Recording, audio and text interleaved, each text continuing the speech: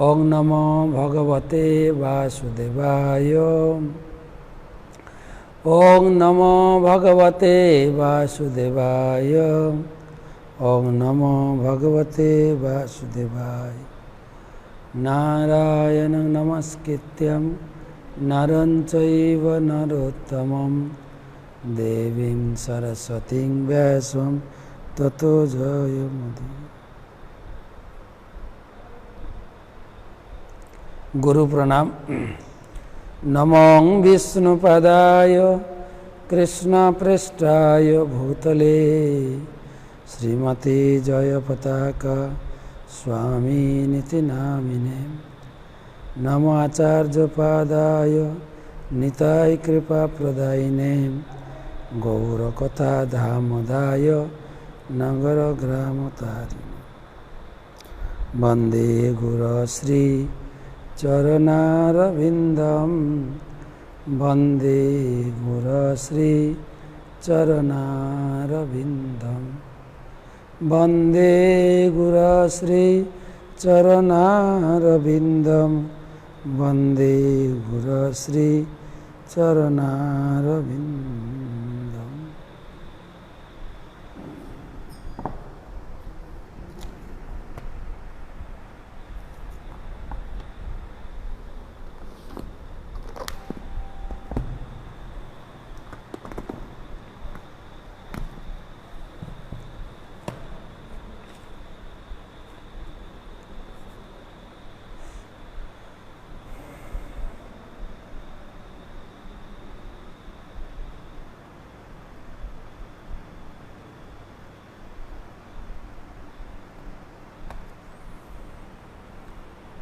भागवत महत्व असाधु साधुतात् दैतन्नति निचत्तारक हानमुञ्च कदाचिन्मां प्रेम्णा हितकण्ठयो स्फुर। असाधु साधुतात् दैतन्नति निचत्तारक हानमुञ्च कदाचिन्मां प्रेम्णा हृदकण्ठयो स्फुर। हे भागवतम, তুমি অসাধুকেও সাধুতা দান করো, অতি নির্জনকেও উচ্চত্ব দান করো। হা শ্রীমদ্ ভাগবতম, আমাকে কখনো ত্যাগ করো না, আমার হৃদয় ও কণ্ঠে প্রেম ভরে স্ফূর্তি প্রাপ্ত হও।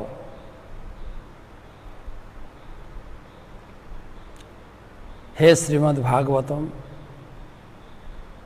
অসাধু সাধুতাৎ দ্বৈতোন্নতি, একজন অসাধু ব্যক্তিকেও অত্যন্ত উচ্চ পর্যায়ে পৌঁছে দিতে পারো। তুমি নিজ জনকেও উচ্চত্ব দান করো। হা শ্রীমদ্ ভাগবতম, আমাকে কখনো ত্যাগ করো না, আমার হৃদয়ে ও কণ্ঠে প্রেম ভরে স্ফূর্তি প্রাপ্ত হও।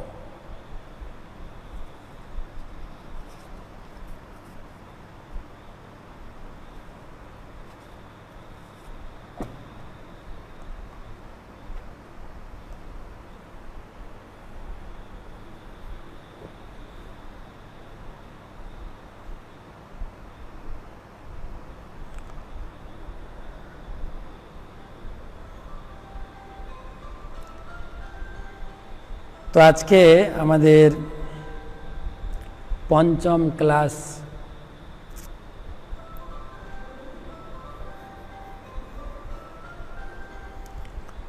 আমরা ভাগবতের ভূমিকা আলোচনা করেছি।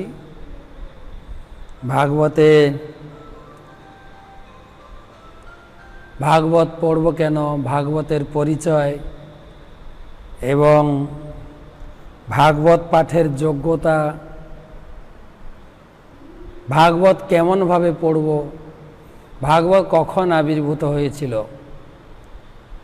ভাগবত পরম্পরা, প্রথম ভাগবত কে কাকে বলেছিলেন, এবং ভাগবত পড়ার ফল এবং ভাগবত প্রচার তো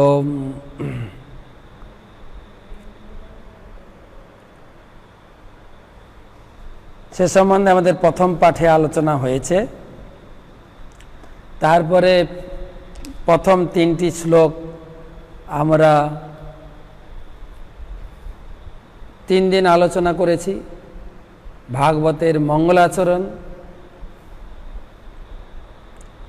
প্রথম শ্লোকে নমস্কার, দ্বিতীয় শ্লোকে বস্তু নির্দেশ বা বিষয়বস্তু, আর তৃতীয় শ্লোক হচ্ছে আশীর্বাদ। প্রথম শ্লোকে নমস্কার করেছেন ওং নমো ভগবতে বাসুদেবায় জন্মাদস্য যত অন্যাদ ইততর চ আর্থেষু অভিজ্ঞ সরাট তেনে ব্রহ্মা হৃদয় আদি কবে মুহ্যন্তি যৎসূরয় তেজবারি মিদম যথা বিনিময় ত্রিসর্গো মিশা ধামনা সেন সদা নিরস্ত কুহকম সত্যং পরম ধীমহি। আমি সেই ভগবান বাসুদেবকে আমি ধ্যান করি, নিরস্ত কুহকম সত্যং পরম, আমি ধ্যান করি।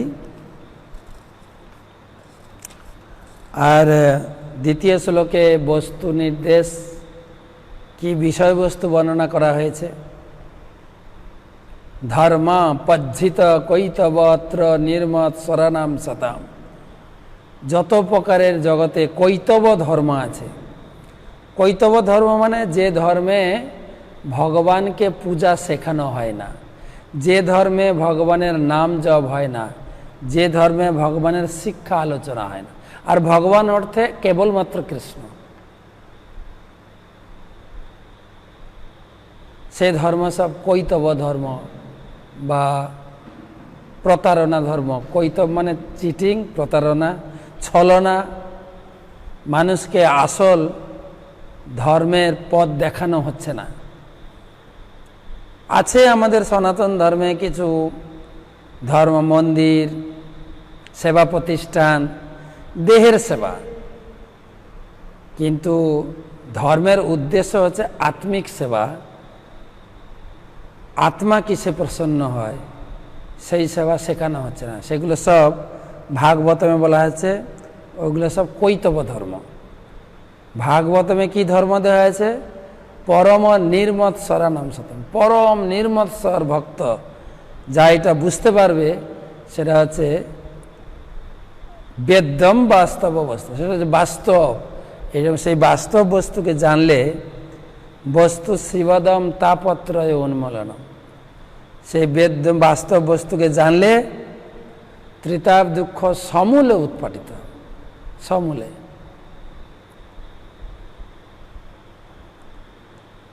তাপত্রয় উন্মূলনম, বেদং বাস্তবমত্র বস্তু।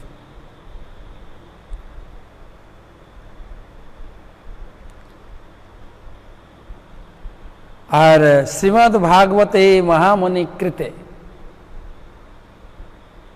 শ্রীমদ্ ভাগবতে এই ভাগবত মহামুনি নারায়ণ বলেছিলেন এবং নারায়ণের অবতার ব্যাসদেব তিনি রচনা করেছেন। কখন রচনা করেছেন? মহামুনি কৃতে, তার জ্ঞানের সর্বোচ্চ পর্যায়ে। কিংবা পরে ঈশ্বর, আর অন্য শাস্ত্র পড়বেন কেন? কেবল এই শাস্ত্রটি পড়ুন। সদ্য হৃদি অবরুদ্ধতে অত্র কৃতিভি শুশ্রূষবি তৎক্ষণাৎ। আর সেই ভাগবত শোনা মাত্রই মনুষ্যের জীবন কৃতার্থ হয়ে যায়। কৃতিভি, কৃতার্থ হয়ে যায়।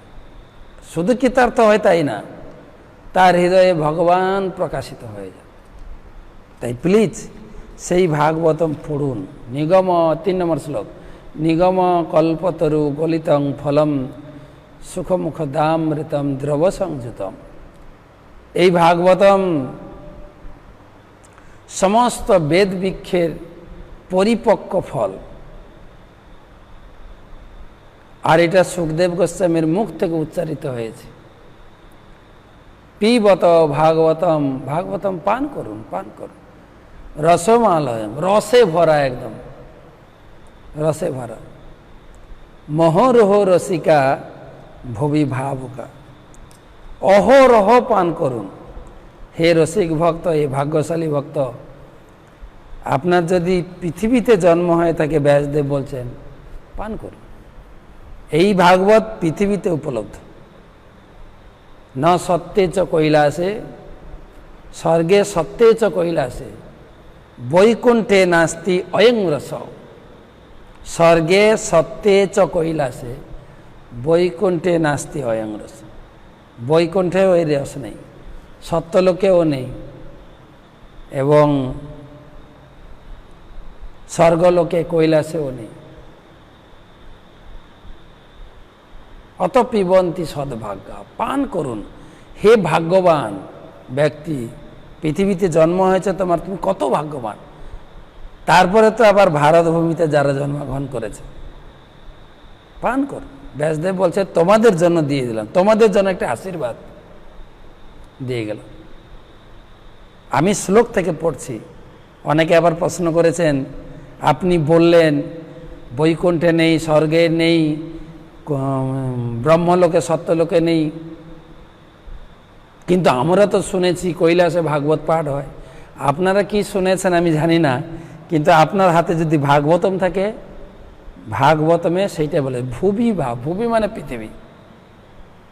আর যে শ্লোক আমি বলছি, স্বর্গে সত্যে চ কৈলাসে, ভাগবত মাহাত্ম্য বলে একটা বই আছে, বই পড়ুন, পেয়ে যাবে। নাস্তি অয়ং রস, নাস্তি মানে নেই।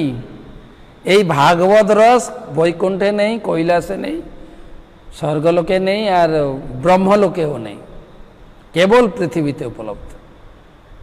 এবং স্বর্গলোকে যে নেই তা আমি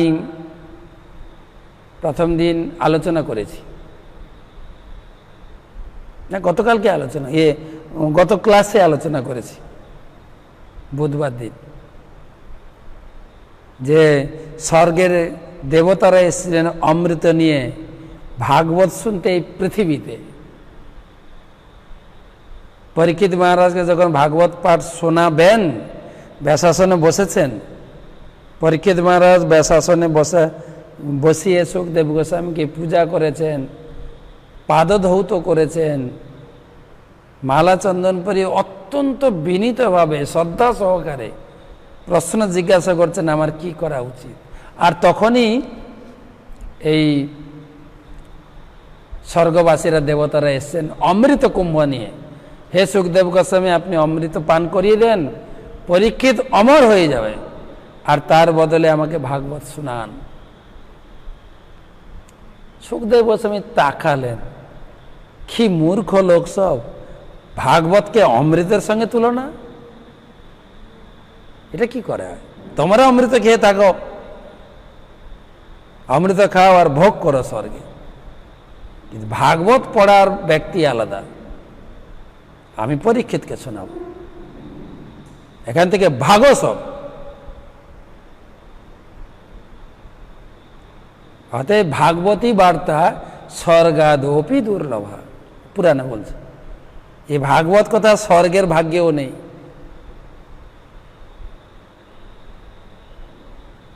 তো ভুবি ভাবুকা, ভুবি মানে পৃথিবী। আপনাদের হাতে শ্লোক আছে 3 নম্বর শ্লোকে, ভুবি পৃথিবী। পড়ুন।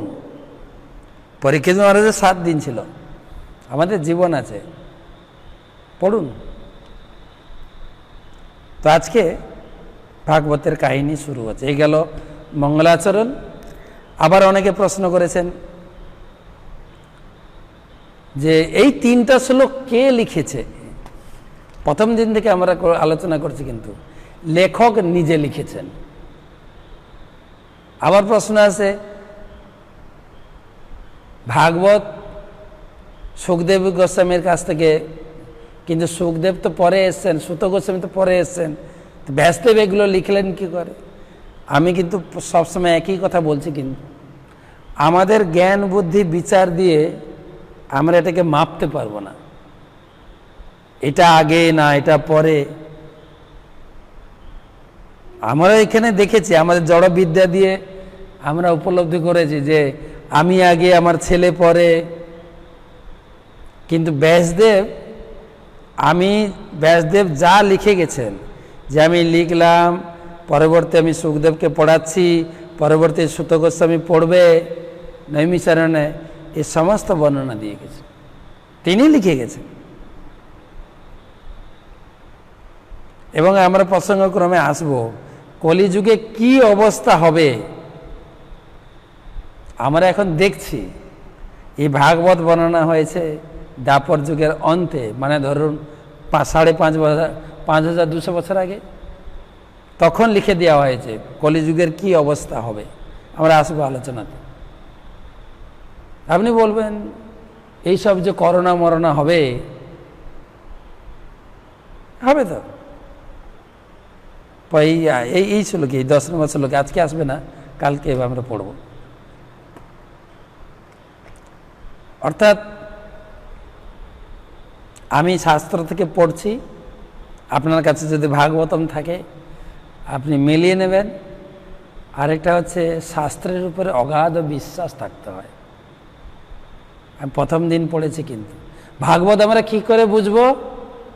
ভাগবতে অচিন্ত ঈশ্বর বুদ্ধি যার, ভাগবত সাক্ষাৎ ঈশ্বর, এবং যিনি লিখেছেন ব্যাসদেব, তিনি চতুর ত্রুটি থেকে মুক্ত। আমরা এই জগতে যা লিখি 4টে ত্রুটিযুক্ত।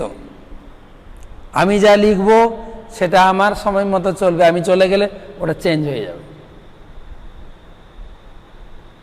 হচ্ছে এক একটা থিওরি বৈজ্ঞানিক নিয়ে আসছেন, আরেকজন ওটাকে চেঞ্জ করছেন।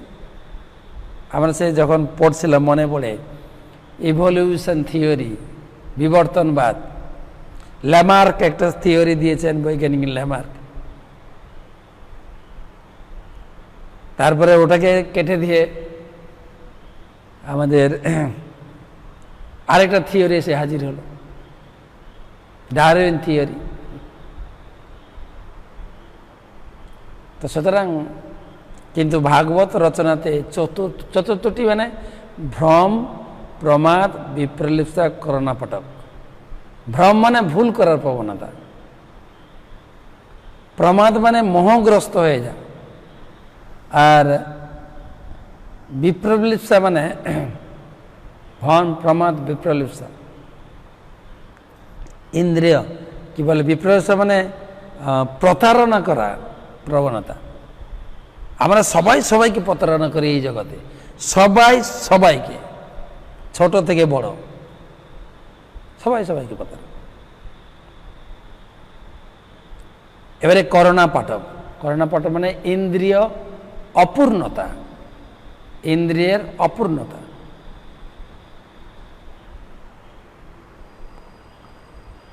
কেন আমাদের এই ইন্দ্রিয় দিয়ে, এই বুদ্ধি দিয়ে, এই কান দিয়ে লিমিটেশন, এই কানের লিমিটেশন আওয়াজ আসতে পারে, এর বেশি আওয়াজ শুনতে পাবো না। চোখ লিমিটেশন পর্যন্ত দেখতে পারে, এর বাইরে, এর পিছনে কিছু দেখতে পাবে না।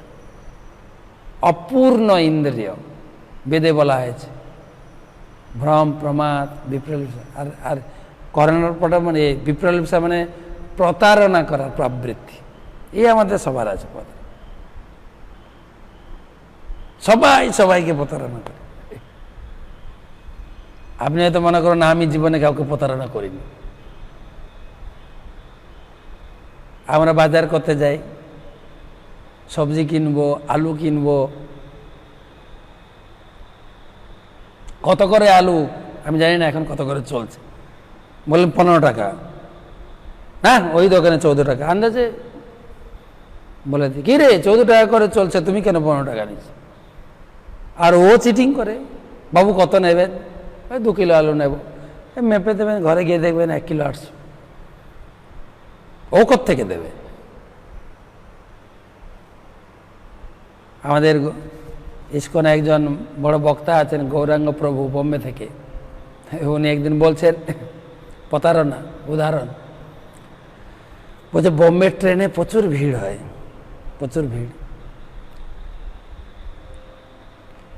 তো একটা লোক বসেছে সিট ধরে, ঠিক ট্রেন ছাড়বে দৌড়ে গিয়ে একটা পত্রিকা কিনে, এমন একটা পত্রিকা দাও, দিয়ে টাকা দিয়েছে, দিয়ে ট্রেনে উঠবে, ট্রেন ছেড়ে দিয়েছে। আর বলছে ভালোই ঠকালাম লোকটাকে, কেননা এই 2 টাকার নোটটা চলছিল না, ওকে 2 টাকা ছেঁড়া নোট দিয়ে চলে এসছে। আর যখন পেপার খুলে পড়ছে ওইটা 1 সপ্তাহ আগের পেপার, ও চিটিং করেছে, অসুবিধা কোথায়? 1 সপ্তাহ আগের পেপার, ওর চলছিল না, ওর চালিয়ে দিল। তো কিন্তু এই ভাগবত রচনা, গীতা রচনা, এগুলো হচ্ছে ত্রুটিহীন, প্রতারণাহীন, কোনো কিছু এডিটিং করা যাবে না, একদম ফিক্সড, যুগ যুগ ধরে চলছে। তাই আমি শাস্ত্রে যেটা আছে সেটা বলছি। আজকে শুরু করছি। আজকের বিষয়বস্তু আমি যদিও পাঠাইনি,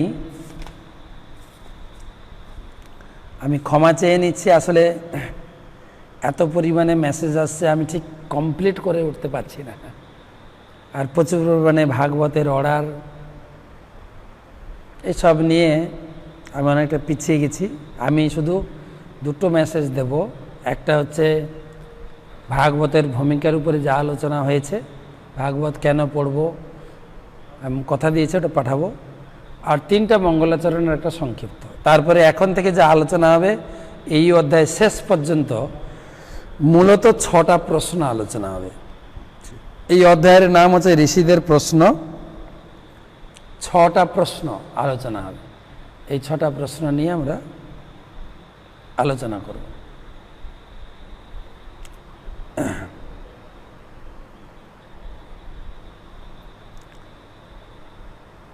তো শ্লোকে আসুন।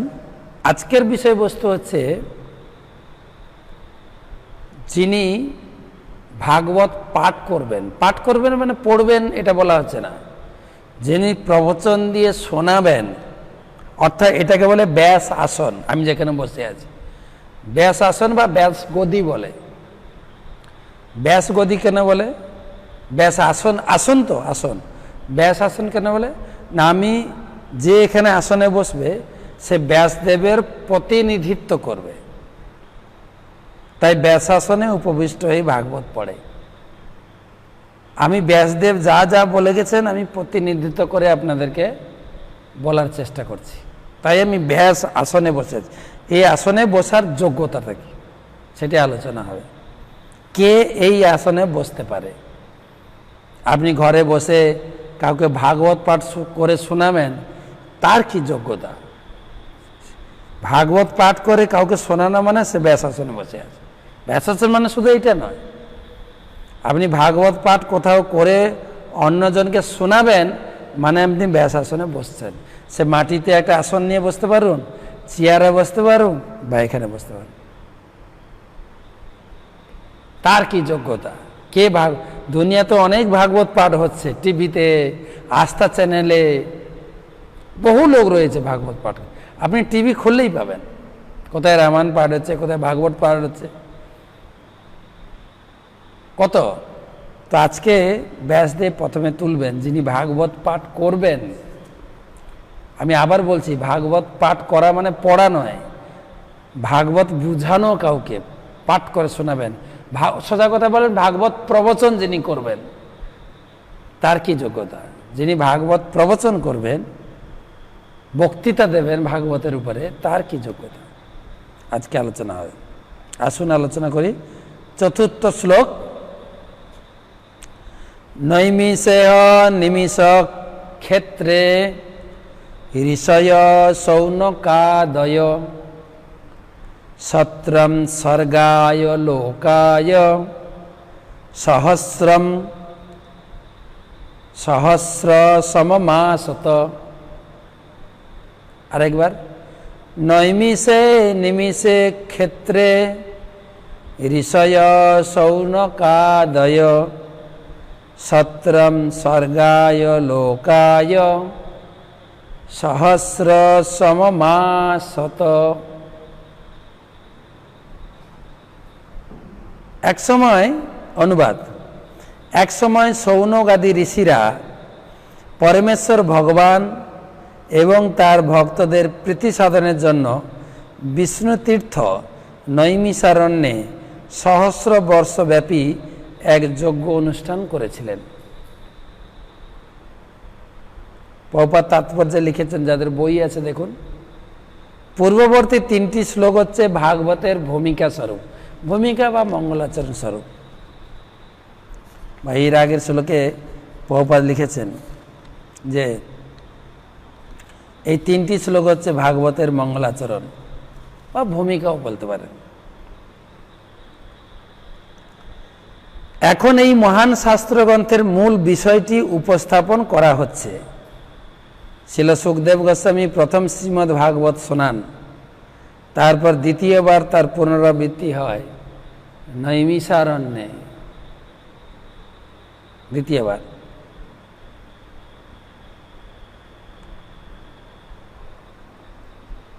তো প্রথম ভাগবত শোনান সুখদেব গোস্বামী পরীক্ষিত মহারাজকে, প্রভুপাদ এখানে লিখেছেন। আর পরীক্ষিতের কাছে বসে সুত গোস্বামীও সুখদেব গোস্বামীর কাছ থেকে ভাগবত শুনেছিলেন। তাই সুত গোস্বামী দ্বিতীয় স্টেজে তিনি নৈমিষারণ্যে এই ভাগবতম প্রবচন দিচ্ছিলেন। এই শ্লোকের পুরো বিস্তারিত বর্ণনা প্রভুপাদ করেছে। নৈমিষারণ্যটা কি, সৌনক মুনি কে ছিলেন।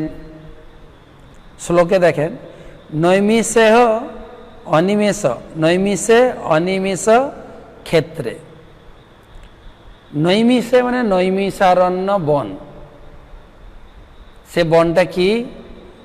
নৈমিষা অরণ্য মানে বুঝলেন, নৈমিষে অরণ্যে। নৈমিষ এটা আমাদের উত্তরপ্রদেশে আছে, এই স্থান ভারতের উত্তরপ্রদেশে নৈমিষারণ্য তীর্থ একটা আছে, খুব সুন্দর তীর্থ। আমরা দর্শন করেছি, গিয়েছি, যাত্রী নিয়ে যাই। তো সেখানে একটা সুন্দর কুণ্ডও আছে, চক্রতীর্থ বলা হয়। সেখানে একটা গৌড়ীয় মঠও হয়েছে, আপনি গিয়ে ওখানে থাকতে পারবেন, প্রসাদ পেতে পারবেন। গৌড়ীয় মঠের গেস্ট হাউস আছে। তো সেই প্রভুপাদ লিখেছেন তাৎপর্য, সেই নৈমিষারণ্যটা কি? ব্রহ্মা যখন এই ব্রহ্মাণ্ড সৃষ্টি করলেন ভগবান, তারপর তো ব্রহ্মার সৃষ্টি হলো। ব্রহ্মা চিন্তা করলেন যে এই ব্রহ্মাণ্ডের মূল কেন্দ্রবিন্দু কোথায়। ব্রহ্মার কাছে যখন ব্রহ্মা যখন ঋষি মুনিদের সৃষ্টি করলেন, তার মন থেকে, হৃদয় থেকে, ভ্রু থেকে, তখন সে ঋষি মুনিদের তিনি বললেন, তোমরা তপস্যা করো। তখন তারা বললেন, আমরা তপস্যার সর্বশ্রেষ্ঠ জায়গায় কোথায়? তো ব্রহ্মা ওখান থেকে তার কেউ বলে চক্র ছেড়েছিলেন, কেউ বলে পুষ্প নিবেদন করেছে। সেই পুষ্প ঘুরতে ঘুরতে, চক্র ঘুরতে ঘুরতে ঘুরতে ঘুরতে সেই জায়গায় পতিত হয়। এবং ব্রহ্মা নির্ধারণ করলেন সেই চক্রতীর্থই হচ্ছে, যেখানে চক্র এসে পড়লেন সেটা অত্যন্ত পবিত্র জায়গা।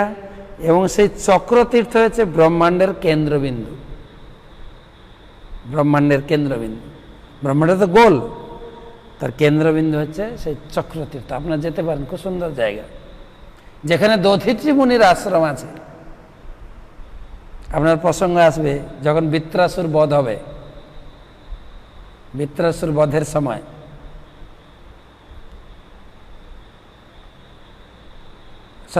বৃত্রাসুর বধের সময় তো দেবতারা হেরে যাচ্ছিলেন বৃত্রাসুরের কাছে।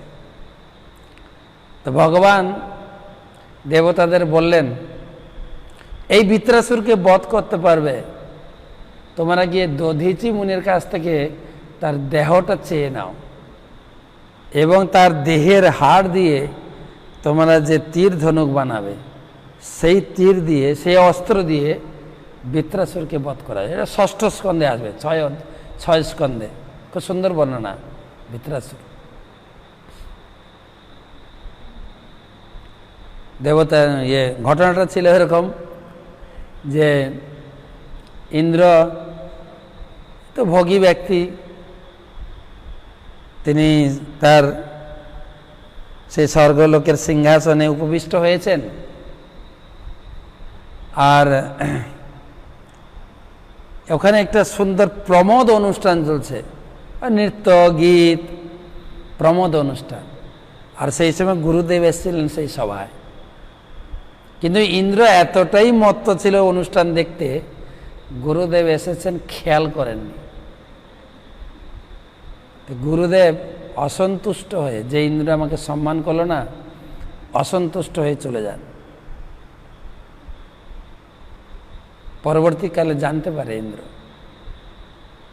আর ধীরে ধীরে এই গুরু অপরাধ হয়ে গেল। সেই গুরু অপরাধের ফলে ইন্দ্র ধীরে ধীরে ক্ষীণ শক্তি হয়ে পড়লেন, অসুররা পুরো দখল করে নিল। আর তখন অসুররা শুক্রাচার্যকে খুব ভালো করে শ্রদ্ধা করে, গুরু ভক্তির বলে তারা স্বর্গরাজ্য দখল করল।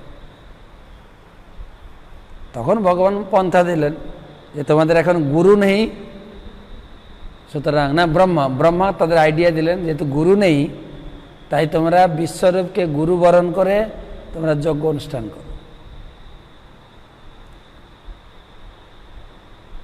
আরো অনেক ঘটনা আছে। বিশ্বরূপ ছিল, আবার তার মায়ের মা ছিল অসুর পক্ষে, তার বাবা ছিল দেবতার পক্ষে। তা বিশ্বরূপ দেবতাই ছিলেন, কিন্তু যখন যজ্ঞে আহুতি প্রদান করছে তো দেবতা কুলের পক্ষেও আহুতি দিচ্ছে, মাঝে মাঝে লুকিয়ে অসুর কুলের পক্ষে আহুতি দিচ্ছে। আর এটা ইন্দ্র জানতে পারে, ইন্দ্র আবার ওকে কেটে দিলেন। আবার ব্রহ্ম হত্যার পাপ, এক তো গুরু অপরাধের পাপ, তারপরে আবার ব্রহ্ম হত্যার পাপ, ছাড়ছে না। ব্রহ্ম হত্যার পাপ ধাওয়া করেছে। তখন সেই ব্রহ্ম হত্যার পাপ ইন্দ্র 4 জনকে বেটে দিলেন, নিজে বেঁচে গেলেন। 4 জনকে বাঁটলেন, 4 জনকে ডেকে সে কাহিনী আমরা শুনব। তিনি মাটিকে দিয়েছেন পাপ, মাটি মাপ। তিনি নারীকে দিয়েছেন, তিনি গাছকে দিয়েছেন এবং জলকে দিয়েছেন, মাটি। তো মাটিকে পাপ দিলেন, মাটি পাপ গ্রহণ করলেন এবং মাটিকে আশীর্বাদ দিলেন, তুমি এই পাপ গ্রহণ করছো, পাপ গ্রহণ।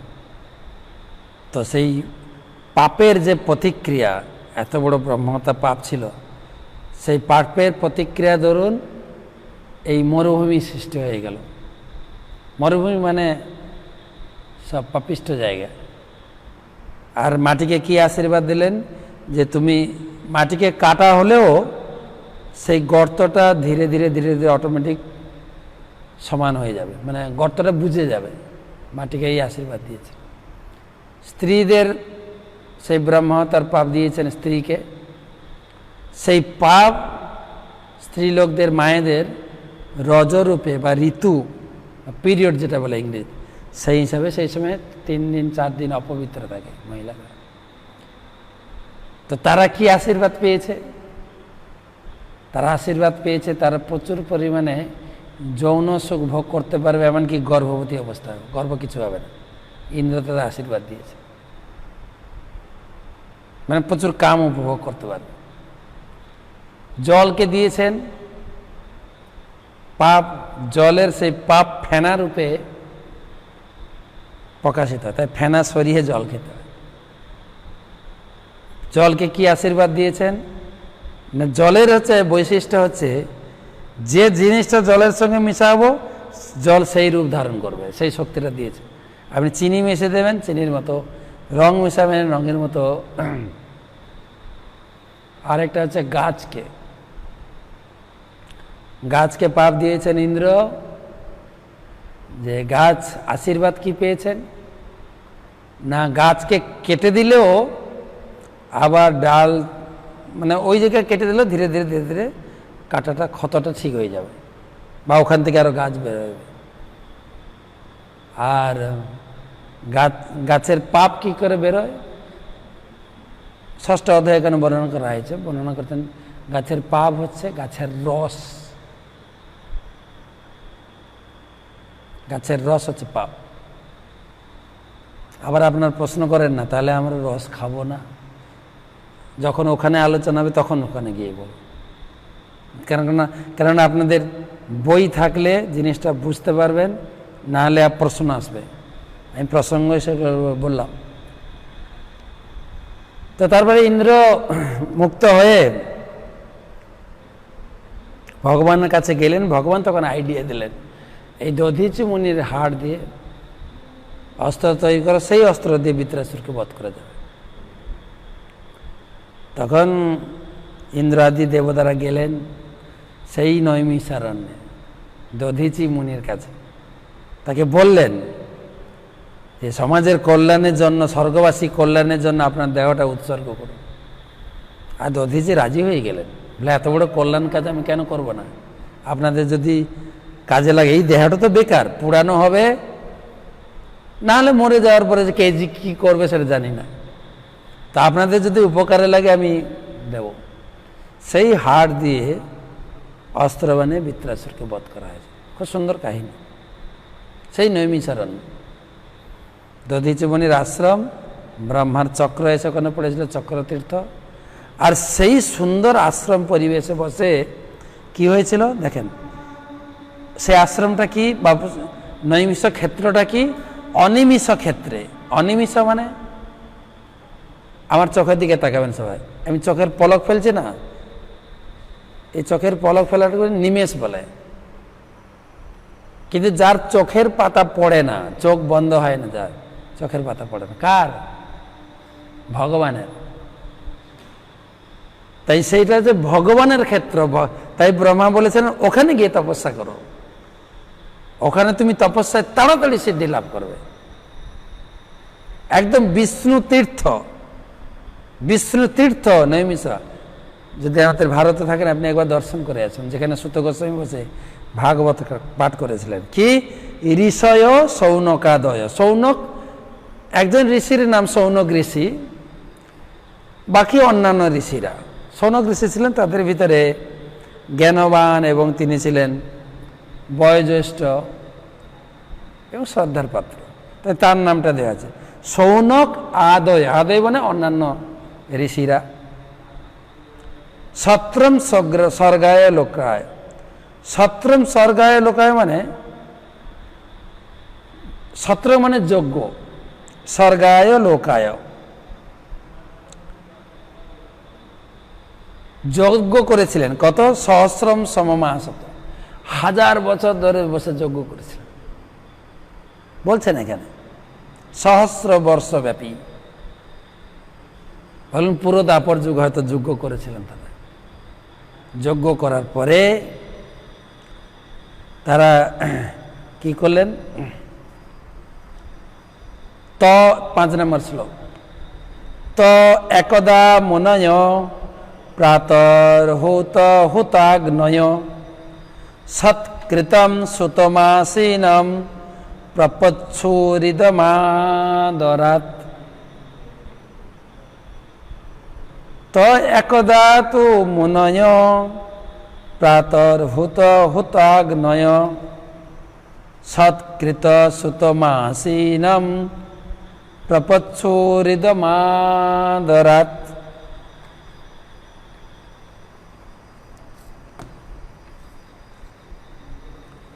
তো একদিন প্রাতকালে সেই সৌনকাদি ঋষিরা হুতাগ্নিতে আহুতি প্রদান করে সমাদৃত আসনে উপবিষ্ট ছিল সুত গোস্বামীকে শ্রদ্ধার সঙ্গে প্রশ্নগুলি জিজ্ঞাসা করছেন। আগের শ্লোকে দেখেন 4 নম্বর শ্লোকে এক সময় মানে এবারে ঘটনা একটা বলা হচ্ছে, এক সময়কার কথা। আর এই শ্লোকে দেখেন তু একদা, এক সময়, একদিন, একদা, যদা, তদা ভাষাগুলো আছে না। যদা মানে যখন, তদা মানে তখন, যদা মানে যখন, তদা মানে তখন। একদা একদিন, একদিন যজ্ঞ করতে করতে একদিন তু মুনয় মুনি ঋষিরা প্রাতর হুত, প্রাতকালে যজ্ঞে আহুতি প্রদান করেছেন, যজ্ঞ কমপ্লিট করেছেন। হংসাহা ইদং কৃষ্ণায় ইদং নমমা, হংসাহা ইদং বিষ্ণবে ইদং নমমা, যজ্ঞে সব যজ্ঞে আহুতি দিয়ে যজ্ঞ সম্পূর্ণ করেছেন প্রাত সকালে। হুত হুতাগ্নয়, হুত মানে যজ্ঞে অগ্নিতে আহুতি প্রদান করেছেন। দেখুন যজ্ঞে আহুতি প্রদান করা হয়। সৎকৃতম, মুনি ঋষিরা সকালে উঠে যজ্ঞ সম্পূর্ণ করেছেন। আর সেখানে এসছেন সুতম আসিনম, সুত গোস্বামী আসিনম, সুত গোস্বামী এসছেন। সৎকৃতম, তাকে অত্যন্ত শ্রদ্ধা, ব্যাসাসনে বসার পরে দেখবেন আমাদের তাকে সম্মান করা হয়, তাকে মাল্যদান করা হয়, তাকে চন্দন পরানো হয় এবং তার গুণকীর্তন করা হয়, তাকে পূজা করা হয়। এবং আমাদের মন্দিরে যখন খুব সিনিয়র আমাদের শ্রদ্ধার পাত্র গুরুদেব যখন বসেন, তাকে সারা ক্লাস চামর ব্যঞ্জন করে তার শ্রদ্ধা জ্ঞাপন করা হয়, শ্রদ্ধা জ্ঞাপন।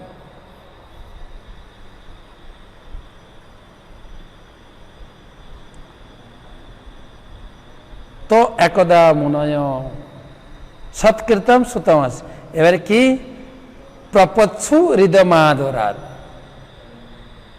ব্যাসাসনে বসিয়ে তারপরে অত্যন্ত শ্রদ্ধার সঙ্গে, অত্যন্ত শ্রদ্ধার সঙ্গে প্রপচ্ছু প্রশ্ন জিজ্ঞাসা করলেন। কিরকম? আদরাত, অত্যন্ত শ্রদ্ধার সহিত প্রশ্ন। বহুপদ লিখেছেন যে কিভাবে প্রশ্ন জিজ্ঞাসা করতে হয়। তাৎপর্যের পরের পৃষ্ঠায় দেখেন এই 5 নম্বর শ্লোকের, ভাগবতের শ্রোতারা স্পষ্টভাবে তার হৃদয় অর্থ হৃদয়ঙ্গম করার জন্য বক্তার কাছে প্রশ্ন করতে পারেন, যে আমি এটা বুঝতে পারিনি, একটু দয়া করে বলবেন। তবে তা কখনই উদ্ধত মনোভাব নিয়ে প্রশ্ন করা উচিত নয়। উদ্ধত, আপনি যে বললেন আমরা তো শুনেছি, যেরকম একটা প্রশ্ন অনেক লোক করেছেন, আমরা তো এতদিন শুনলাম রামায়ণ লিখেছেন বাল্মীকি, আপনি কি করে বললেন ব্যাসমুনি রামায়ণ লিখেছেন? তা আমি বলি নাই, ব্যাসদেব নিজে বলবেন, নিজে লিখবেন, বা সুত গোস্বামী বর্ণনা করবেন। আপনি চলুন 4র্থ অধ্যায়, ব্যাসদেব ইতিহাস লিখেছেন, ইতিহাস মানে রামায়ণ মহাভারত, ইতিহাস লিখেছেন। তা আমি ব্যালেন্স করে বললাম যে ব্যাসদেবের আগে কোনো লিখিত শাস্ত্র ছিল না। আমরাও জানি বাল্মীকি রামায়ণ, রামায়ণটা ব্যাসদেবের রামায়ণ বলে না, কিন্তু ব্যাসদেব লিখেছেন। তার আগে লিখিত আকারের গ্রন্থ ছিল না, শ্রৌত বিদ্যা ছিল, শ্রৌত, যেটাকে বলে বেদ বা শ্রুতি। বেদ বা শ্রুতি গুরুদেব তার গুরুদেবের কাছ থেকে শুনেছেন, গুরুদেব তার শিষ্যকে দিচ্ছেন, শিষ্য পুরো জিনিসটাকে তিনি মাথায় ধারণ করে তার শিষ্যকে দিচ্ছেন। এই পরম্পরা ছিল। কিন্তু কলিযুগ আসবে জেনে ব্যাসদেব বলেন এই ব্রেনে কিছু ধরে রাখতে পারবে না, লোকে নিজের ব্রেনের উপরে বিশ্বাস করবে না। সবাই এখন মোবাইল চিপস বা কম্পিউটার চিপসের উপরে বিশ্বাস করে, রেকর্ডিং করে রাখে, যদি ভুলে যায়।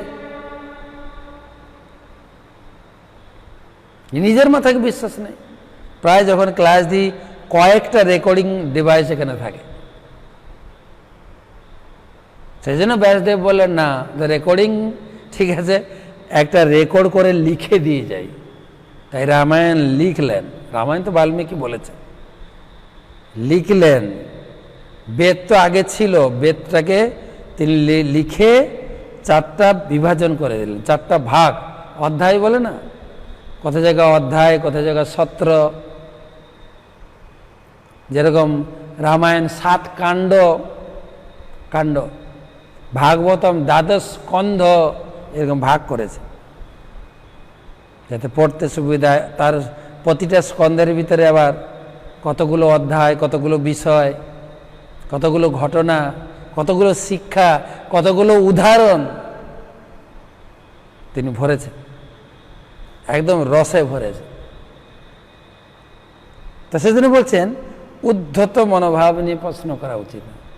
আমার মঙ্গলের জন্য আমি কিছু জানতে চাই। ভাগবতের বক্তা, শ্রীমদ্ ভগবদ্গীতা ভাগবতের বক্তা এবং বিষয়ের প্রতি গভীর শ্রদ্ধাশীল হয়ে বিনীতভাবে প্রশ্ন করা করত। সেই পন্থা ভগবদ্গীতাতেও নির্দেশিত হয়েছে। যথার্থ তত্ত্বদ্রষ্টার কাছে বিনীতভাবে শ্রবণ করার মাধ্যমে এই অপ্রাকৃত জ্ঞান লাভ করতে হয়। অত্যন্ত বিনীতভাবে জিজ্ঞাসা করতে হয়, প্রভু এটা একটু বুঝিয়ে দেবেন, আমি বুঝতে পারিনি। তাই নৈমিষারণ্য ঋষিরা গভীর শ্রদ্ধা সহকারে বক্তা সুত গোস্বামীকে সম্বোধন করে বলেছিলেন। কি প্রশ্ন করেছিলেন? এবং প্রশ্ন করার আগে, প্রশ্ন তো করেছেন, ডাইরেক্ট প্রশ্ন করেননি, প্রশ্ন করার আগে কি করতে হয়। তো সৌনকাদি ভারী সভা, কেউ বলে 28,000 মুনি ঋষি ছিলেন সেই সভাতে। তার ভিতরে একজন হচ্ছে সৌনক, সবার হয়ে হাত জোড় করে ব্যাসাসনে উপবিষ্ট সুত গোস্বামী, সুখদেব গোস্বামীর শিষ্য। আরেকটা জিনিস না বললেও নয়, এটা বলতে হবে। এই যে 5 নম্বর শ্লোকে সুত মাসীনম, সুত গোস্বামী আসীন হলেন। অ্যাকচুয়ালি কিন্তু সুত গোস্বামীর পিতা, যার নাম হচ্ছে রোমহর্ষণ মুনি, তিনি সুত একটা টাইটেল বা নিচু জাতি, সুত। আর তার পিতা অত্যন্ত জ্ঞানবান ব্যক্তি ছিলেন, তার নাম হচ্ছে রোমহর্ষণ। এই রোমহর্ষণের কথা সুত গোস্বামী নিজে বলবেন 4th অধ্যায়ে আমরা যখন পড়ব। তো তিনি ব্যাসাসনে বসেছেন, পাঠ শুরু করেছেন। আর ওই সময় আপনারা একটু লিঙ্ক করেন কুরুক্ষেত্রের মাঠে, কুরুক্ষেত্রের যুদ্ধের সময়, কুরুক্ষেত্রের যুদ্ধে 2 ব্যক্তি ছিলেন না, এক হচ্ছে বলরাম আর এক হচ্ছে বিদুর। তা আমি বলরামের কথা বলবো, বিদুরের কথা পরে বলব। বলরাম ছিলেন না কেন? না, ঝগড়াটা হচ্ছিল একই পরিবারে। তার ভিতরে দুর্যোধন ছিল বলরামের শিষ্য, আর বলরাম সবসময় দুর্যোধনকে একটু সাপোর্ট করতেন। আর এখানে হয়ে গেছে 2 পক্ষ, দুর্যোধন আলাদা, যুধিষ্ঠির মহারাজ আলাদা। যুধিষ্ঠির মহারাজের পক্ষে কৃষ্ণ আছেন, বলরাম কি করে দুর্যোধনের পক্ষে যাবে? আর জানেন কৃষ্ণ যেদিকে থাকে সেদিকেই বল থাকবে, আমাদের কোনো বল কাজ করবে না, বেকার একটা বদনাম হবে। আমি এই যুদ্ধে কারো পক্ষে থাকবো না। তীর্থভ্রমণ ধারা দুনিয়া, সে হরিদ্বার, অযোধ্যা, কাঞ্চি, কাশী সব ঘুরতে ঘুরতে ঘুরতে ঘুরতে প্রয়াগ হয়ে তিনি নৈমিষারণ্য ক্ষেত্রে এসেছেন। আর এসে দেখছেন সুন্দর এখানে ভাগবত পাঠ হচ্ছে। বলরাম কিছুক্ষণ অপেক্ষা করলেন, কিন্তু বলরামকে দেখে ও ব্যাসাসনে উপবিষ্ট রোমহর্ষণ, তিনি শ্রদ্ধা জানাননি বা ব্যাসাসন থেকে নিচে নেমে খাড়া হয়ে তাকে প্রণামও করেননি। বলরাম বললেন এটা তো শিষ্টাচার নয়। বলরাম হচ্ছেন আদি গুরু। আদি গুরু, গুরুকে সম্মানের শাস্ত্রে বিভিন্ন নিয়ম দিয়েছেন। গুরু আসার সাথে সাথে আপনাকে প্রণাম করতে হবে, নাহলে আপনার গুরু অবজ্ঞা বা গুরু অপরাধ হয়ে যাবে।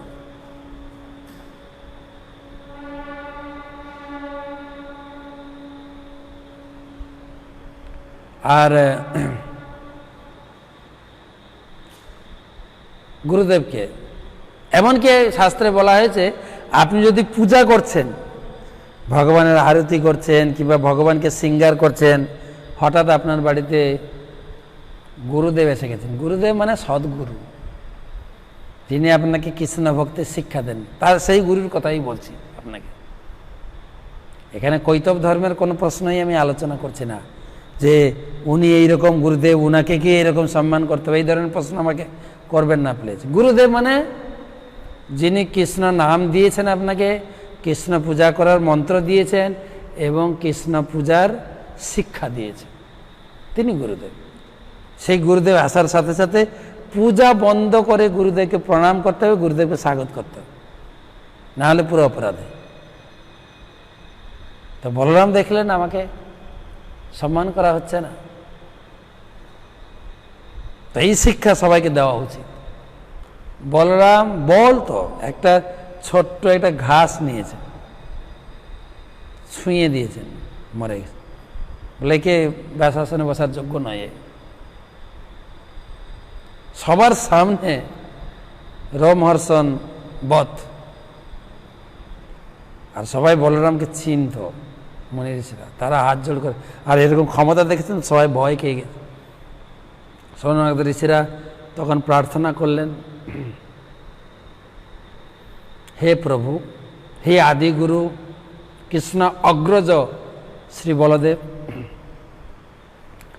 আমরা এখানে সমবেত হয়েছি ভগবানের অপ্রাকৃত লীলা সমন্বিত গ্রন্থ আস্বাদন করার জন্য, আর আমরা সেখানে সিলেকশন করে আমরা রোমহর্ষণকে বসাচ্ছিলাম। এখন সেই ব্যাসাসন খালি, দয়া করে তুমি আমাদের এই ভাগবত পাঠকের ব্যবস্থা করো। বললাম বলে এটা আবার বড় কাজ কিসের? তারই ছেলে সুত গোস্বামী পাশে ছিল, সুত গোস্বামীকে বলো তুমি বসো, তোমাকে আশীর্বাদ করছি। তাই সুত গোস্বামী, তারপরে এলো সুত গোস্বামী সেকেন্ড বক্তা, সুত গোস্বামীকে বসালেন, ব্যাসদেব তাকে সম্পূর্ণ আশীর্বাদ পুষ্ট করলেন। সেই হচ্ছে ব্যাসদেবের কৃপাপ্রাপ্ত, ব্যাসদেবের কৃপা, সরি বলরামের কৃপাপ্রাপ্ত, বলরামের কৃপা রয়েছে তার। সুত গোস্বামী তিনি হচ্ছে রোমহর্ষণ সুত, রোমহর্ষণের পুত্র, এবং তিনি কৃপা লাভ করলেন সাক্ষাৎ বলরামের আশীর্বাদ। তুমি সমস্ত ভগবানের কথা, লীলা কথা সবাইকে শোনাও, পুরো আশীর্বাদ দিকে। আরও দু জায়গা থেকে উনি আশীর্বাদ পুষ্ট ছিলেন। যেহেতু সুত, তো তিনি ব্যাসদেবের সেবা করতেন, ব্যক্তিগত সেবক ছিল, ব্যক্তিগত সেবক। ব্যাসদেব তার সেবাতে এত সন্তুষ্ট হয়েছিলেন, একদিন সুত গোস্বামীকে জড়িয়ে ধরেছেন, তোমার সেবায় আমি খুব সন্তুষ্ট। এই জড়িয়ে ধরে পুরো ব্যাসদেবের তার জ্ঞান তিনি সুতের ভিতরে তিনি উদ্ভাসিত করেছেন। মনে করুন এই কম্পিউটার থেকে ফাইল করে ওই কম্পিউটারে হার্ড ডিস্ক এখান থেকে নিয়ে ওই সুত গোস্বামীর হৃদয়ে সমস্ত জ্ঞানের সঞ্চার করে দিয়েছে। ব্যাসদেবের কৃপাপ্রাপ্ত, বলরামের কৃপাপ্রাপ্ত। আরেকজনের কৃপাপ্রাপ্ত ছিল সুখদেবের কাছ থেকে। যখন পরীক্ষিতের সভায় ভাগবত পাঠ হয়, তখন ওখানে তো বিশাল সভা ছিল, 60,000 মুনি ঋষি ছিলেন। ওখানে ওনার পিতাও ছিলেন, ব্যাসদেব ছিলেন, পিতার গুরুদেব নারদ মুনি ছিলেন, বিশাল সভা। আর সেই সভাতে যখন সুখদেব গোস্বামী প্রবেশ করলেন, সমস্ত সভাসদ উঠে দাঁড়িয়ে সম্মান করেছে। তারপরে সবাইকে বসালেন, সবাইকে সম্বোধন করলেন। সেই সভাতে সুত গোস্বামীও ছিল।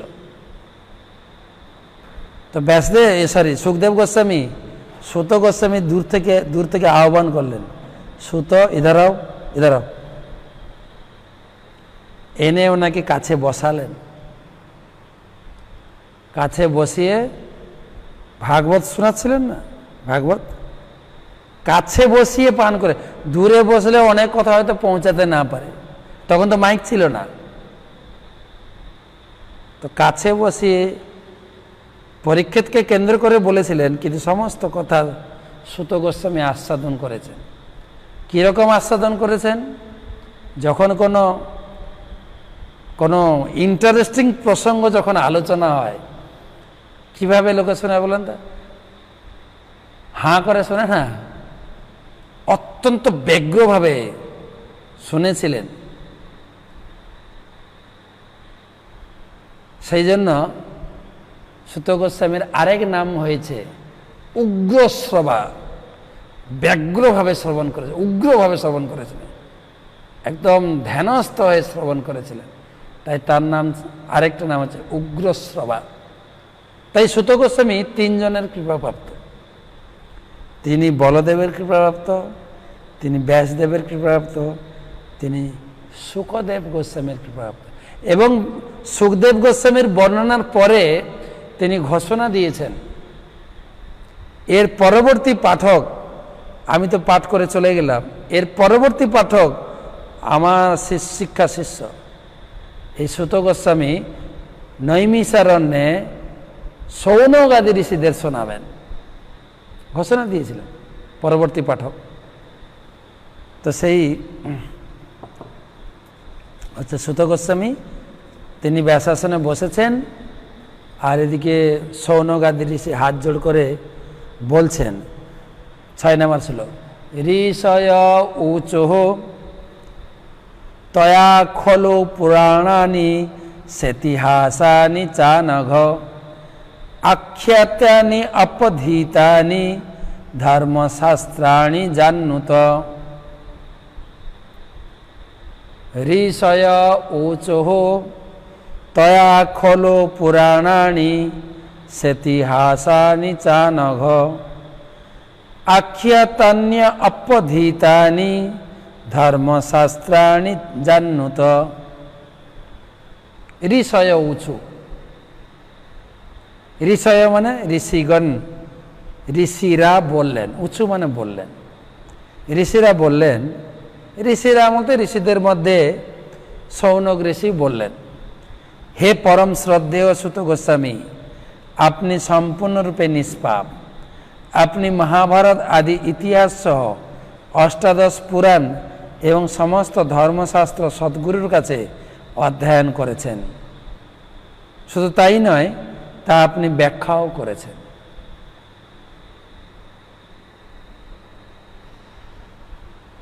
শ্লোকে দেখেন কি জিজ্ঞাসা করলেন ঋষিরা, তয়া খলু পুরাণানি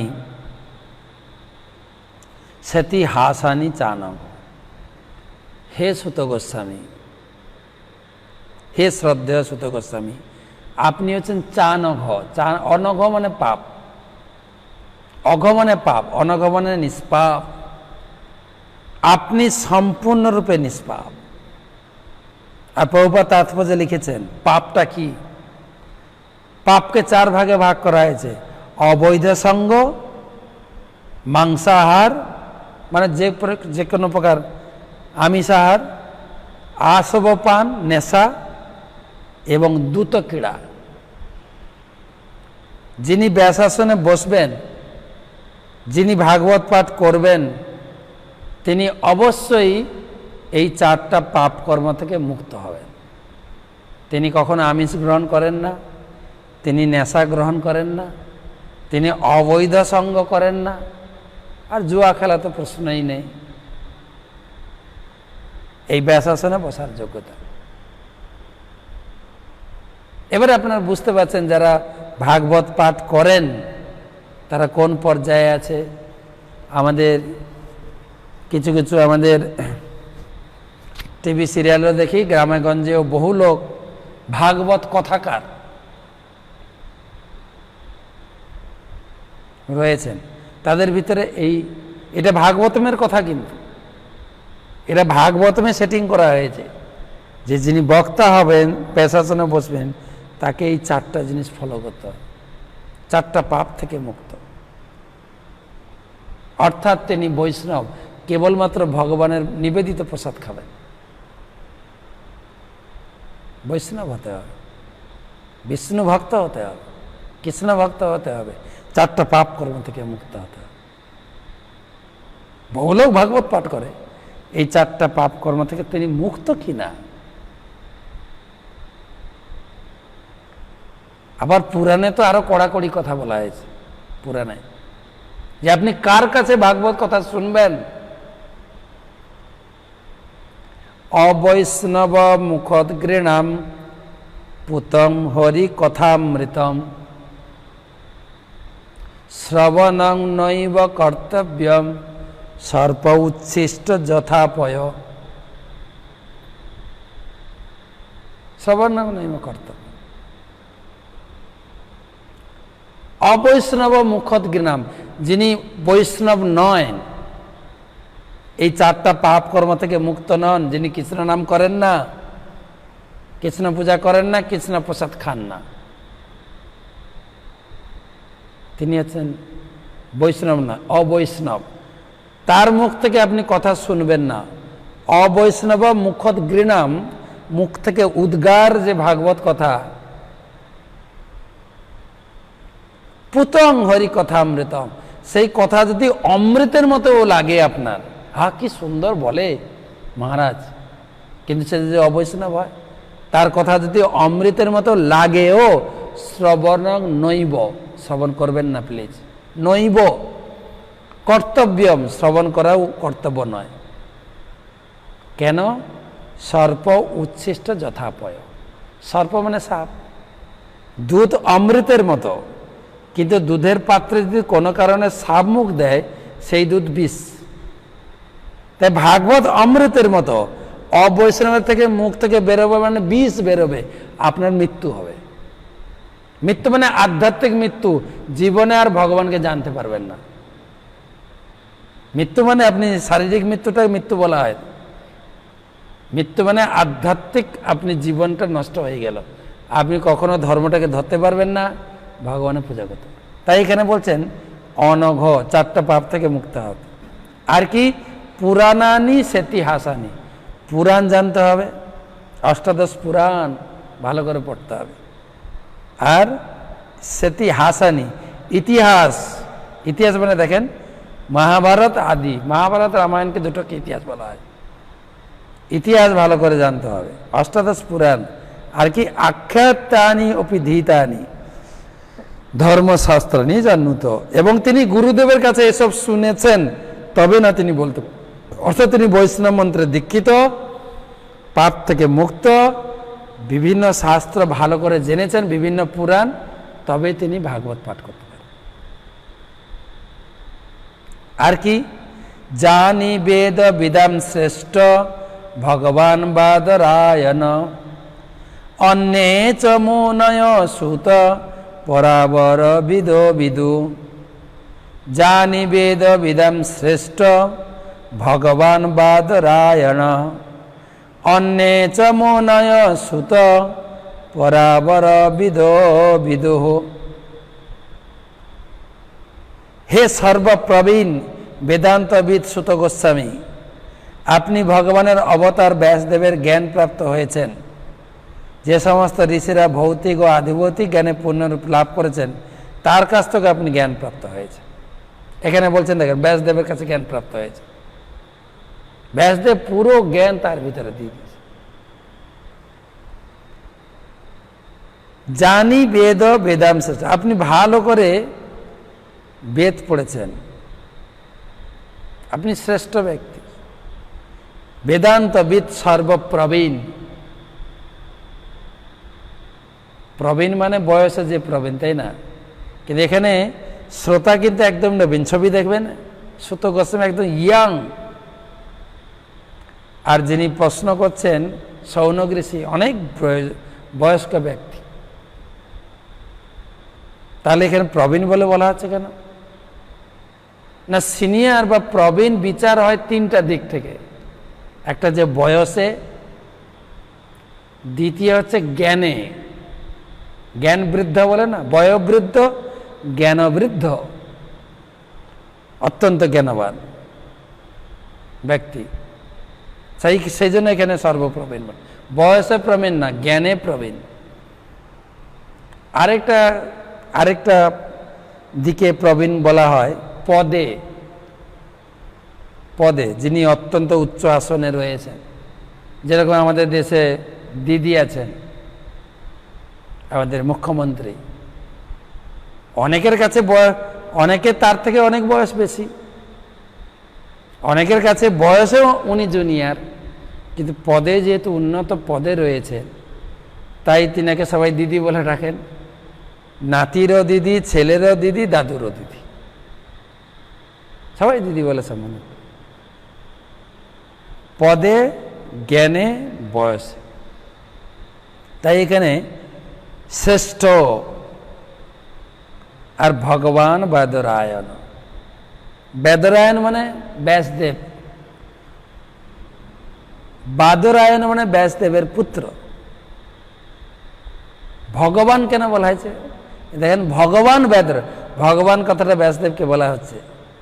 ভগবান বেদরায়ণের, ভগবান ব্যাসদেবের পুত্র, বেদরায়ণ ব্যাসদেবের পুত্র, ভগবান ব্যাসদেবের পুত্র, অর্থাৎ ব্যাসদেব ছিলেন ভগবানের সপ্তাহেশ অবতার, তাই তাকে ভগবান বলা হয়। আর কি অন্যেচ মুনয় সুত, এবং অন্য অনেকের কাছ থেকে আপনি জ্ঞান লাভ করেছেন, অন্য অনেকের কাছ থেকে। পরাবর বিধু, পরা অপরা, পরাবিদ্যা অপরাবিদ্যা। হ্যাঁ, পরাবিদ্যা মানে হচ্ছে গীতা ভাগবতের চিন্ময় বিদ্যা, অপরাবিদ্যা মানে হচ্ছে স্কুল কলেজের বিদ্যা। আবার আরো সহজভাবে বলা হয়, স্কুল কলেজের বিদ্যা হচ্ছে অবিদ্যা, প্রকৃত বিদ্যা হচ্ছে গীতা ভাগবতের বিদ্যা। স্কুল কলেজের বিদ্যা শরীর পোষণের জন্য, আর কিচ্ছুই না। দেখবেন যত স্কুল কলেজের পড়াশোনা, চাকরি ছাড়ার কিছুই না। আর চাকরি যদি না পায়, সোজা কথা উত্তর দেবে, আমার ছেলেটা বেকার। এর আগেও বলেছি, আমাদের ডক্টর আব্দুল কালাম, APJ আব্দুল কালাম, উনি শিক্ষা প্রতিষ্ঠানে গিয়ে প্রচুর লেকচার দিতেন, ছাত্রদেরকে উদ্বুদ্ধ করতেন, চরিত্র গঠন করো, তোমরা তোমাদের নিজস্ব আধ্যাত্মিক জ্ঞানে অধিষ্ঠিত হও, বলতেন, উদ্বুদ্ধ করেন। বেশ করে চরিত্র গঠনের খুব শিক্ষা দিতেন এবং বেশি ছাত্রদের সঙ্গে মিশতেন, ছাত্রদের স্কুলে গিয়ে বেশি লেকচার দিতেন। তিনি বলছেন, এখন বর্তমান শিক্ষা প্রতিষ্ঠানের সব কাজই হয়ে গেছে চাকরি দিলানো। চাকরি দেওয়া ছাড়া কোনো কলেজ, ইউনিভার্সিটি কোনো অ্যাডভার্টাইজ নেই। যতদিন আমাদের স্কুল কলেজ, এই বিদ্যালয় প্রতিষ্ঠান, শিক্ষা বিভাগ কেবল চাকরির উদ্দেশ্যে পড়াবে, আমাদের ভারতে কয়টা চাকর জন্মাবে, চাকর।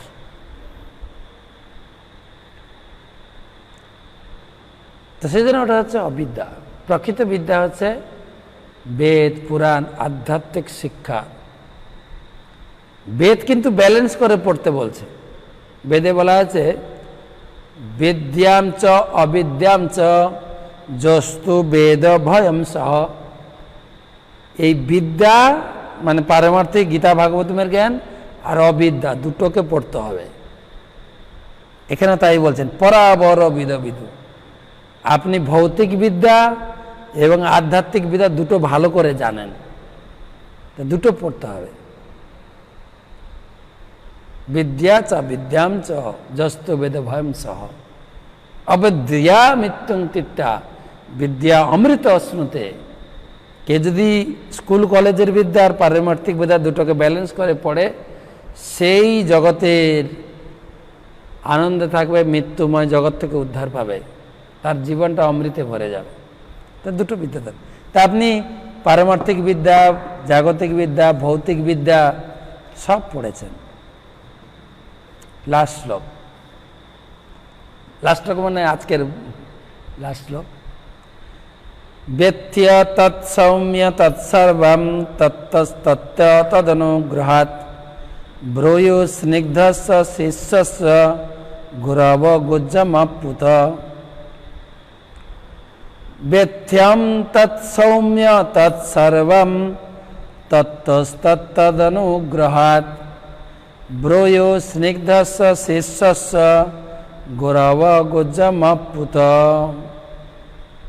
অনুবাদ: যেহেতু আপনি শ্রদ্ধাশীল এবং বিনীত, তাই আপনার গুরুদেবরা বিশেষভাবে অনুগ্রহ করেছেন, কেননা স্নিগ্ধ স্বভাব সম্পন্ন প্রগতিশীল প্রীতিশীল শিষ্যের কাছেই গুরুবর্গ অতি নিগূঢ় রহস্য ব্যক্ত করেন। ব্যথ্যম তৎ সৌম্যম, সৌম্য মানে শান্ত সরল।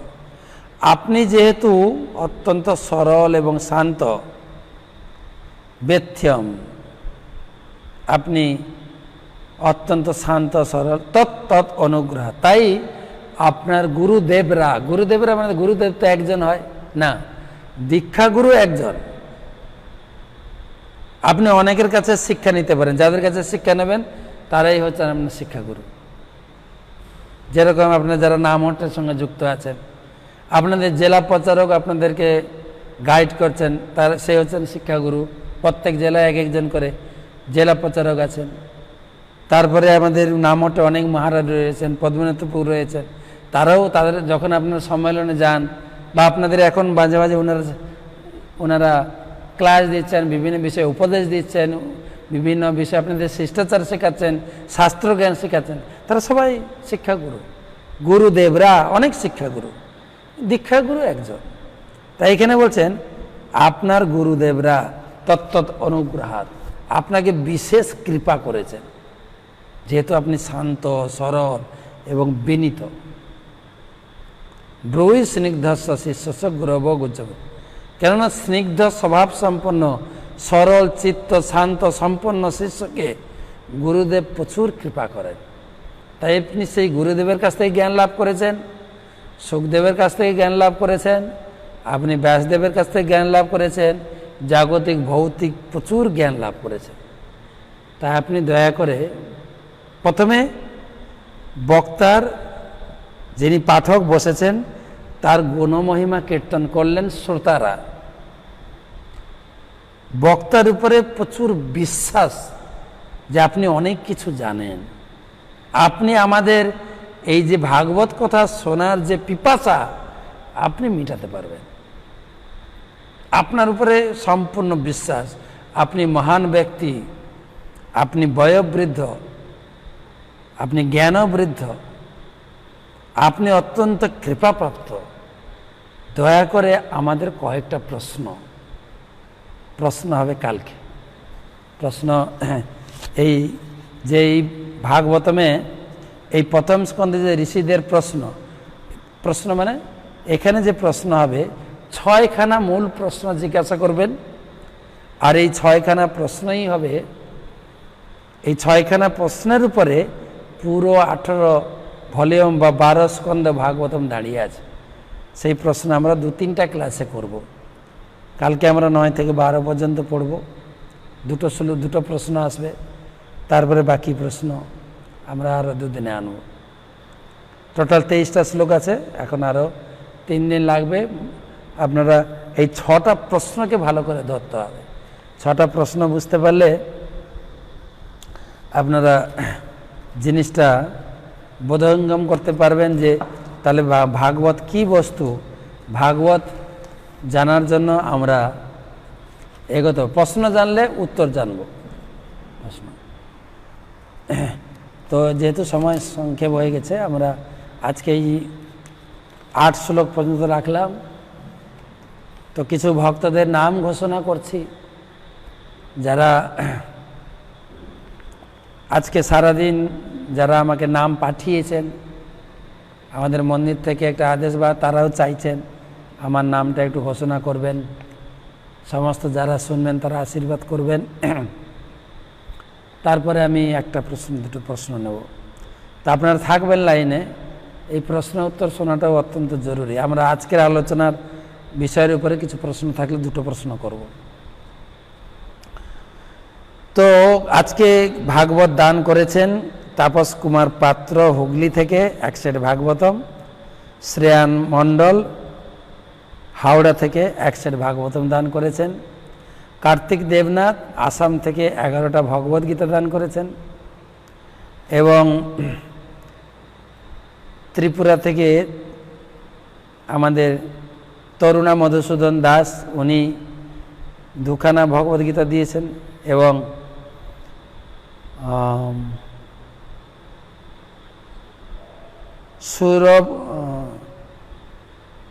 সুরনিতাই প্রভু আমাদের বজবজ কলকাতা থেকে এক সেট ভাগবতম দিয়েছেন।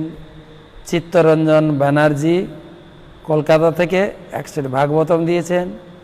সমর্পিত অদ্বৈত দাস বাঁকুড়া থেকে 3 সেট ভাগবতম দিয়েছেন। এবং শক্তিবোধ কামিলা, মিলন রানী কামিলা ঝাড়গ্রাম থেকে ওনারা গোসেবার জন্য টাকা পাঠিয়েছেন। এবং বৈশাখী হালদার উড়িষ্যা থেকে উনি 2টো ভাগবতম এবং 47 গীতা উনি দান করেছেন। এবং সমিতা দে কোলাঘাট মেদিনীপুর থেকে 1 সেট ভাগবতম। এবং গুপ্ত গোকুল দাস ফ্রম বাহারিন থেকে উনি দান করেছেন 1টা ভাগবতম সেট। সর্বলীলা মাধবী দেবী দাসী 1 সেট ভাগবতম দিয়েছেন শ্রী শ্রীমৎ গৌরাঙ্গ প্রেম স্বামী মহারাজকে দান করার জন্য।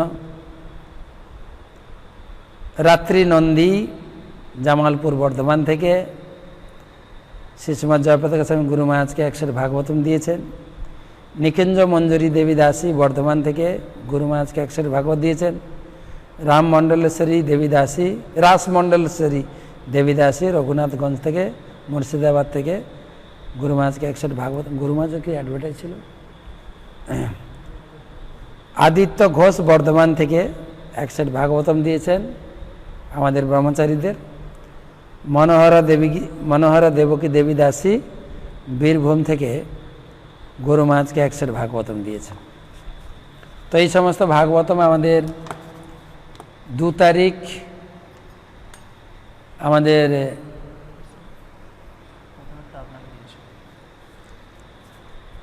এই সমস্ত ভাগবতম 2 তারিখ ভাদ্র পূর্ণিমাতে আমরা নাম অর্পণ করব ভগবানের কাছে। কিছু ভাগবত দান হবে, কেননা যেহেতু মায়াপুরে লকডাউন চলছে, আমরা ধীরে ধীরে এই ভাগবতগুলো যাদেরকে দান করা হবে, আপনার ভাগবত কাকে দান করা হচ্ছে জানিয়ে দেব। এবং যে যারা নির্দিষ্ট করছেন তার কাছে তো সেটাই পৌঁছাবে। যেগুলো লিখেছেন এই ভাগবত আমি গৌরাঙ্গ প্রেম স্বামী মহারাজকে দেবো, ওনার হাতে তুলে দেব। এবং গুরু মহারাজকে দান করেছেন অনেকে। গুরু মহারাজের অনেক ভাগবত দরকার। তার বিভিন্ন উনি বলেছেন বিভিন্ন সেন্টারে, বিভিন্ন যে আমাদের ইস্কন সেন্টার আছে সে সমস্ত মন্দিরে একটা লাইব্রেরি থাকবে, ওখানে পৌঁছে দেব। শুভঙ্কর শ্যাম দাস দুর্গাপুর থেকে 1 সেট ভাগবতম। শ্রীচরণ মাইতি দিল্লি থেকে 1 সেট ভাগবতম। রূপম মহাপাত্র নিউ দিল্লি থেকে 1 সেট ভাগবতম। তারপরে মসলন্দপুর থেকে 1 সেট ভাগবতম। আর গোছাটা অ্যানাউন্স হয়ে গেছে। তো এই সমস্ত ভক্তদেরকে আমরা কৃতজ্ঞতা জানাই, ভগবানের কাছে প্রার্থনা করি আপনার এই দান ভগবান গ্রহণ করেছেন। যত ভাগবতম প্রচার হবে, নারদমুনি বলেছেন তদ্বাগ বিসর্গ জনতাগ বিপ্লব যস্মিন প্রতি শ্লোক অবদ্ধ বক্তব্য। এই ভাগবতম জগতে একটা বিপ্লব সৃষ্টি হবে। আমি ভক্তি, নারদমুনি বললেন না ভক্তিদেবের কাছে, আমি প্রত্যেকের হৃদয়ে তোমাকে প্রতিষ্ঠা করব ভাগবতম প্রচারের মাধ্যমে। মহাপ্রভু যেরকম ভবিষ্যৎবাণী করেছেন প্রতিটা ঘরে হরিনাম প্রচার হবে, ঠিক নারদমুনিও ভবিষ্যৎবাণী করেছেন প্রত্যেকটি ব্যক্তি প্রত্যেকটি গৃহে 1 সেট করে ভাগবত পৌঁছাবে। তাই আপনাদের সহযোগিতা চাই। যারা কিনতে পেরেছেন কিনছেন, যারা কিনতে পারছেন না, আমি অ্যাডভার্টাইজটা করছিলাম গুরু মহারাজের পেজ সম্বন্ধে কিছু বলার ছিল না। তো যারা কিনতে পারছেন বাড়িতে তো ভাগবত প্রতিষ্ঠা করছেন, আল্লাদিনী মাতাজি আল্লাহ। আর যারা কিনতে পারছেন না আপনারা সহযোগিতা করুন। আপনি ভাগবত মন্দিরে দান করতে পারেন, অথবা আপনি এই ভাগবতম আপনার আত্মীয় স্বজনকে একটা গিফট করতে পারেন, আপনার দিদিকে, বোনকে, বৌমাকে, শ্বশুরবাড়িতে যে কোনো উপায়ে দান করতে পারেন। আরেকটা ঘোষণা দিই আপনাদের কাছে, আমার গুরুদেব, ইস্কনে অনেক গুরুদেব রয়েছেন, আমাদের ইস্কনে একটা বড় পরিবার, এখানে 80 জন গুরুদেব আছেন, তারা সবাই মিলে মহাপ্রভুর বাণী প্রচার করছেন। তো সেই গুরুদের মধ্যে অন্যতম শ্রী শ্রীমৎ জয়প্রকাশ স্বামী গুরু মহারাজ, এই বছর হচ্ছে তার 50 বছর সন্ন্যাস বর্ষ পূর্তি। তিনি প্রভুপাদ সন্ন্যাস দিয়েছিলেন রাধা অষ্টমীতে, তো রাধা অষ্টমীতে বিশেষ অনুষ্ঠান রয়েছে বিকালে। রাধা অষ্টমীতে এমনি ভাগবত ক্লাস বন্ধ থাকবে, আমরা ওই ক্লাস দেখব। গুরুমাজ সন্ন্যাস নিয়েছিলেন, প্রভুপাদ তাকে কী আদেশ করেছিলেন, বিভিন্ন সিনিয়র লোক গুরুমাজ সম্বন্ধে বলবেন, এবং গুরুমাজ নিজে মহাপ্রভু সন্ন্যাস সম্বন্ধে বলবেন, যে সন্ন্যাস নেওয়ার অর্থটা কী, সন্ন্যাস নেওয়ার পরে কর্তব্য কী, সন্ন্যাসের কী দায়িত্ব, মহাপ্রভু কী শিক্ষা দিয়েছেন। তো তিনি জয়পতাকা স্বামী বাংলা ফেসবুক পেজ, গুরু মহারাজের, আচ্ছা, ছিল জয়পতাকা স্বামী গুরু মহারাজ 18 তারিখে সিদ্ধাম মহাপুরে একটি প্রবচনে অভিলাষ ব্যক্ত করেছিলেন যে বাংলা ফেসবুক, জয়পতাকা স্বামী বাংলা ফেসবুক, সেখানে আমাদের প্রায় 90,000 বেশি, 97,000 লাইক করেছেন। গুরুনাথ বলছেন আমার সন্ন্যাস অনুষ্ঠানের আগে এটা 1 লাখে পৌঁছাতে হবে। তো সেই 1 লাখ উপহার দেব গুরু মহারাজকে। আপনারা যেখানে আছেন সেটা লাইক দেবেন, হ্যাঁ, জয়পতাকা স্বামী ফেসবুক পেজে আপনি লাইক দেবেন, জয়পতাকা স্বামী বাংলা ফেসবুক পেজে আপনি লাইক দেবেন। সেখানে গুরু মহারাজের দৈনন্দিন লেকচার, চৈতন্যলীলা গ্রন্থ সংকলন, গুরু মহারাজের বিভিন্ন ফটো, গুরু মহারাজের বিভিন্ন উপদেশ, বিভিন্ন কিছু রয়েছে, আপনি নিয়মিত পাবেন, আপনার কাছে যাবে। তা আপনি যত তাড়াতাড়ি পাবেন, 1 লাখ হলে বন্ধ হয়ে যাবে। তা আপনি নিজের ফেসবুক আইডি থেকে লাইক দেওয়া যাবে, টাইম লাইন শেয়ার করা যাবে। লাইক দেওয়ার জন্য পরিচিতদের, আপনি আপনার পরিচিতদের তাড়াতাড়ি লিঙ্ক করতে বলুন, তারাও যোগদান করতে পারবে। আর আপনার ফেসবুকে, আপনার পেজে আপনি সবাইকে ইনভাইট করুন গুরুদেবের এই ফেসবুকে লিঙ্ক করার জন্য, অন্যদেরকে উৎসাহিত করুন। আর 3000 লোককে নেবেন ওনারা, তো ফার্স্ট কাম ফার্স্ট সার্ভ, আপনি এসেও অংশগ্রহণ করতে পারেন। তো আজকে আমরা এই ব্যাসাসনে বসার যোগ্যতা সম্বন্ধে আলোচনা করলাম।